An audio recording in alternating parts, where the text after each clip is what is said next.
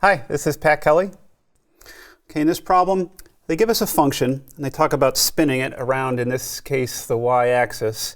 And the directions for us are to write parametric equations which will represent the surface of that revolution. Okay, that might sound kind of involved at first, but it's really not too bad if a couple things play out in our favor, and they do, and they will. And here's what we need to look for. First, what I would recognize is that this function z is a function of y and y alone. And the reason why that's significant then is that that tells me y is your independent variable. So in terms of getting into parametric representations of, in this case, the surface area of that revolution, I really like y to equal one of the parameters. Let it equal u. And they even tell us in the given information, like a restriction on y, that now becomes our restricted domain for the parameter. So I also know right away that pi over 2 is less than or equal to u, which is less than or equal to pi. Okay. And then in terms of the other functions, x and z in this case, you want to represent them in terms of parameters, which is going to be u for one parameter, but then there's also a v.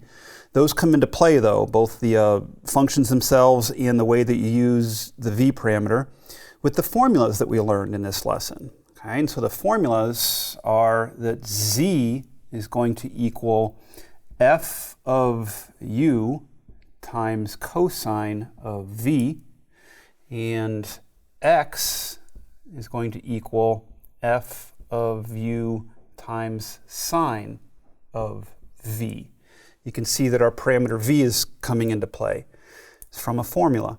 And also from that formula, we end up with the restricted domain for v. It's always going to go from 0 to 2 pi, which makes sense if you realize we're doing a full circle around whatever surface we have in this revolution. Okay?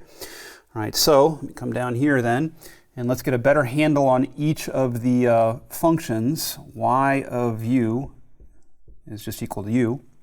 A better handle on each of the functions in terms of what they look like parameterized. So that's that parameterized.